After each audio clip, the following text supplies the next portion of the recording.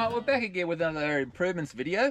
I've just recently replaced my electric trolling motor, the Pelican electric trolling motor on the boat, with this Watersnake Advance 70-pound brushless motor, which is actually the motor I intended to buy in the first place, but just as COVID hit, they weren't available, so I went for the Pelican one, which claimed to be Australian made, but since I've found out quite clearly they're made in China, and they're probably a copy of the Watersnake, but I can't prove that.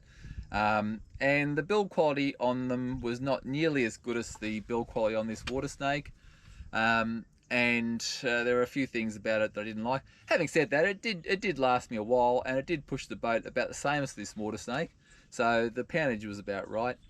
But for my money, I'd go for the Watersnake every time.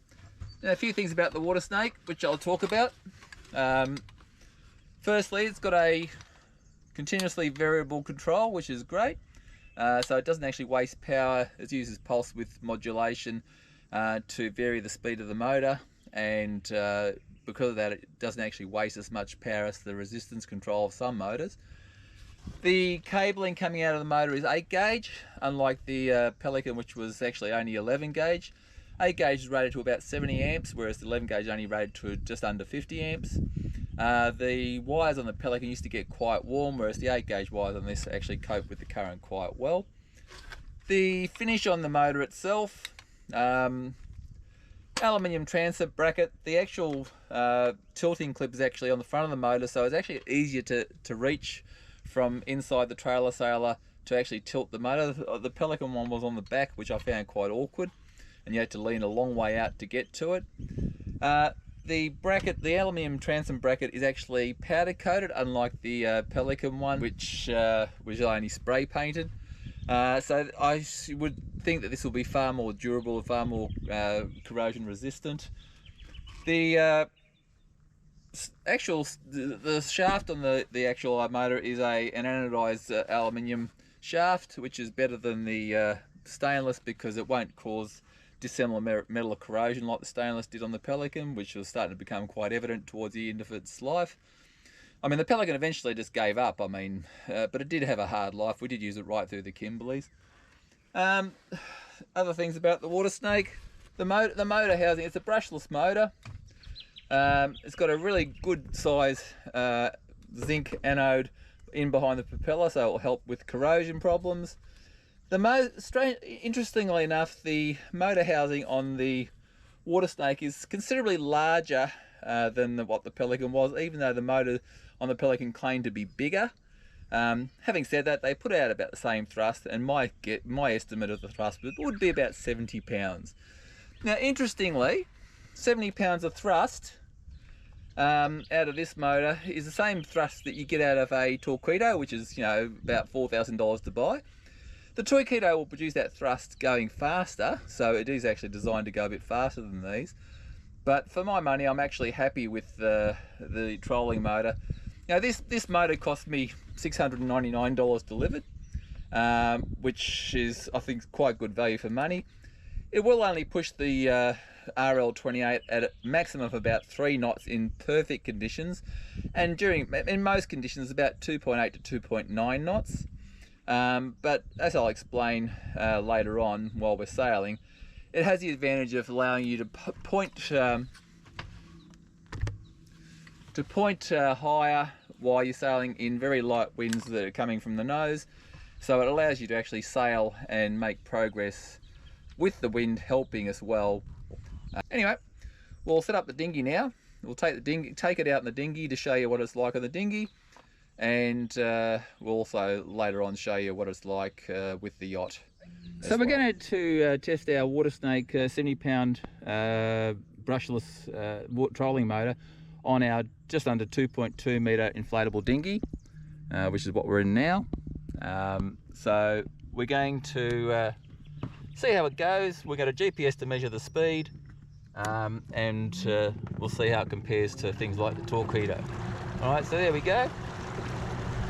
That's at full speed, and if we look at the GPS down here, GPS is reading 3.6, 3.7 knots at times, 3.8, 3.6, so around 3.6, 3.7 knots. As you can see, it's pushing the dinghy at a very good pace. Perfect for exploring rivers and around anchorages and such. And it's running on a 100 amp hour lithium phosphate battery down here, which weighs about 12 kilos, which is convenient for getting in and out of the boat from its charging spot. And we'll run this motor for about 2 hours, which is fantastic. So plenty of time to go up and explore places like the Perry River here, which is what we're doing at the moment, and fantastically quiet and convenient way to explore rivers and such. But also a great way to also move your yacht along, because it actually moves the RL at just on 3 knots in perfect conditions, and 2.8 to 2.9 in less than perfect conditions. So on those windless days, it's a great nice quiet way to actually take your yacht around the place and do it quietly and economically. And I'm actually very happy with our Watersnake Brushless Advance 70 pound 12 volt trolling motor. Okay, we're now on the yacht and heading upstream. There's actually quite a brisk breeze, a 10-15 knot breeze coming up the river at the moment. So it'll be a real test for this Pelican, the Watersnake trolling motor. So I'll have a look. There we go. There it is in action on full throttle, heading into a 10 to 15 knot wind, and the speed we're going is that one up in the top corner, so 2.7 knots, which against a 10 to 15 knot wind is pretty damn good actually.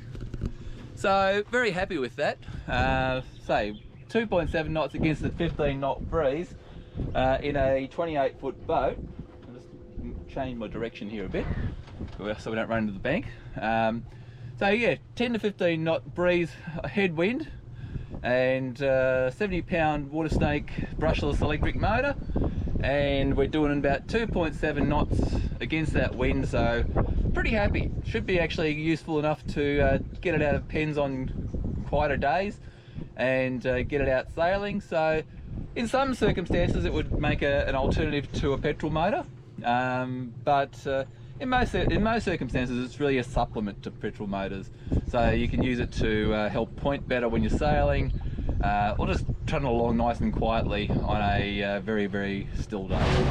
Now this is a good example of what I mean by trolling motors on a Trailersailer are only supplemental sort of power systems, not an alternative. We're heading out to Lake Wellington out of the Perry River at the moment, and yeah, the wind's piping up to 20 knots. There's quite a heavy drop against us, and certainly coming out of the river where there's also a current coming out of the river, so you're getting standing up waves.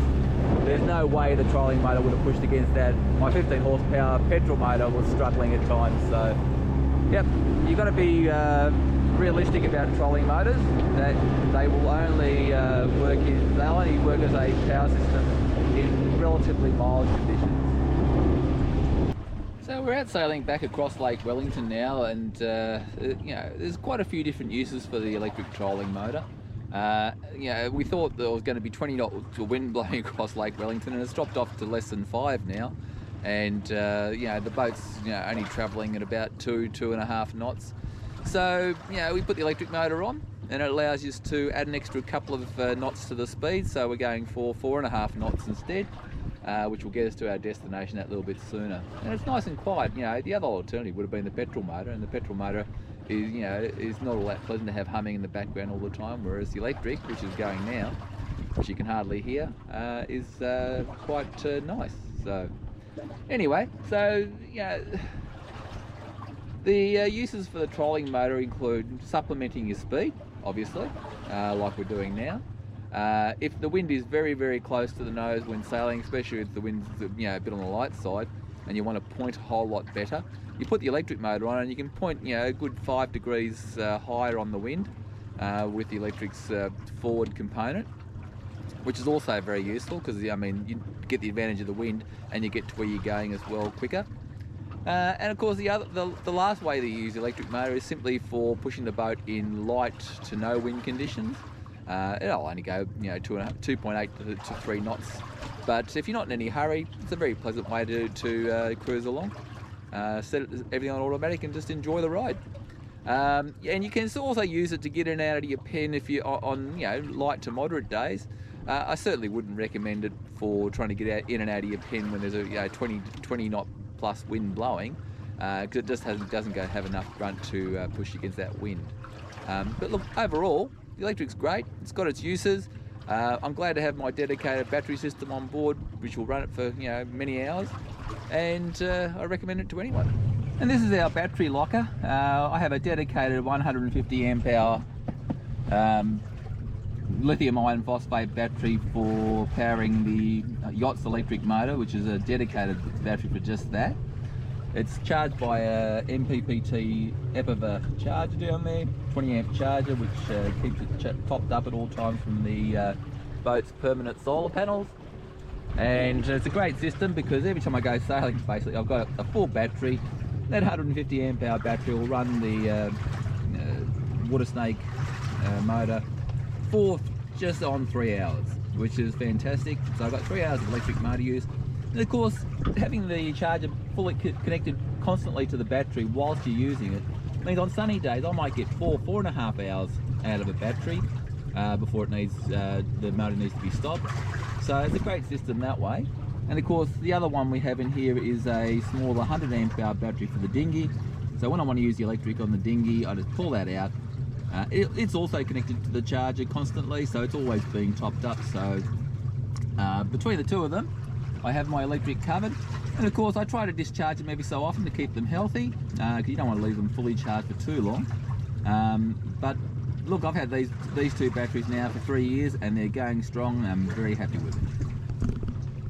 So there you go, a solar powered boat, electric motor, battery system charged by solar panels, and it's got heaps of different applications and things, and I just love it. It's a great system. So to summarise the trolling motors, the Watersnake 70 pound Brushless Advance motor, which I got, I'm very happy with. Its build quality is excellent, and I can see it lasting a long time. It's fairly economical. It uses just under 50 amps at full power and produces a good 70 pounds of thrust. You can get higher thrust than that in trolling motors if you go up to 24 or 36 volts, but you need more batteries obviously to be joined up in series. But you won't get any more speed because trolling motor propellers are only the pitch on them is only designed to go 4.5–5 knots. So no matter how much power you put into them, you won't get much more speed than that. You will get more power against things like wind and tide, but you won't get a lot more speed. And that is the main difference between the trolling motors and the electric outboards such as the Torpedo and the e-propulsion. They have the pitch on their propellers are designed to produce their thrust at higher speed, which means they can go faster. I'm yet to see a lot of evidence from people who don't have a vested interest in these electric outboards to prove that they actually do what they claim.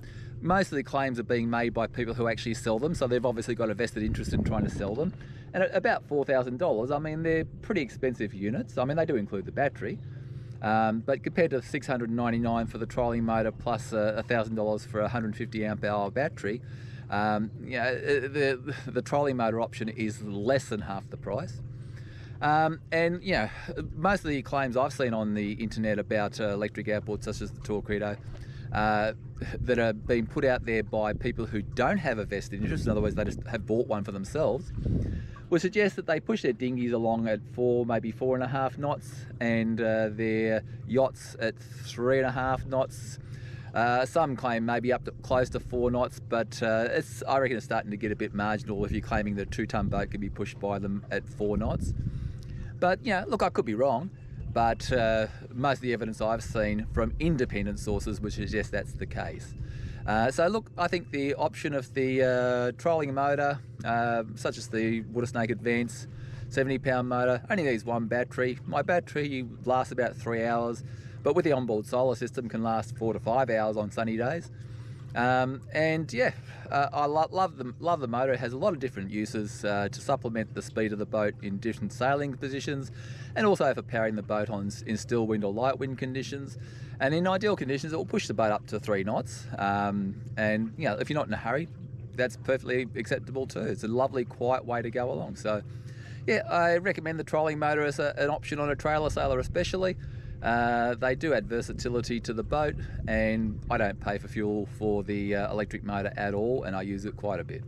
So I recommend them.